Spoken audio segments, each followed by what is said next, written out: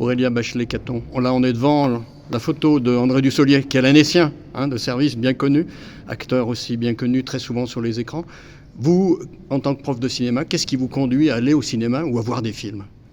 Moi, j'aime aller au cinéma parce que j'aime qu'on me raconte des histoires que je ne peux pas vivre dans la vraie vie. Ma vie est très quotidienne, comme celle de beaucoup. Et au cinéma, je peux vivre ailleurs, autrement, à une autre époque. Et c'est ça qui m'attire. Mais alors, vous y cherchez quoi ? La poésie, le dépaysement ? Plutôt la possibilité d'être un autre, de vivre des choses que j'oserais pas vivre moi, ou j'ai pas la possibilité.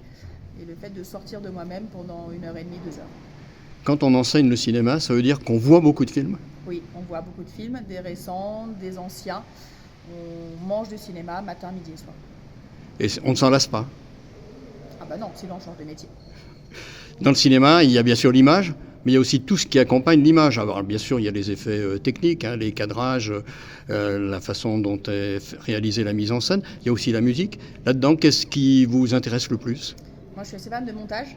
J'aime voir comment les images sont montées entre elles, comment est-ce qu'on arrive à faire naître des émotions grâce à une confrontation d'images.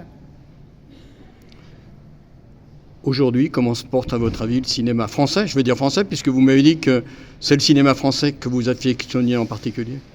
Moi, je trouve que le cinéma français est bien. Il y a de plus en plus de réalisatrices qu'on voit enfin. Et ça amène de nouvelles perspectives, de nouvelles problématiques aussi. Et j'aime bien l'idée qu'on aborde vraiment des problématiques modernes et très contemporaines. Une femme, puisque vous abordez la question, elle se comporte différemment devant la caméra ou derrière la caméra qu'un homme ? Je ne pense pas qu'elle se comporte différemment. En tout cas, elle pose d'autres questions et un autre regard. Par exemple ? Je pense au dernier film d'Alice Winocourt, Revoir Paris, avec cette approche de Virginie Efira qui n'est pas filmée comme une belle femme, comme les hommes pourraient la filmer, mais juste comme une femme qui a des problématiques de femme et de couple. Et le fait que, par exemple, son corps soit pas du tout l'objet du film, mais plutôt sa pensée, voilà, c'est quelque chose qui me touche.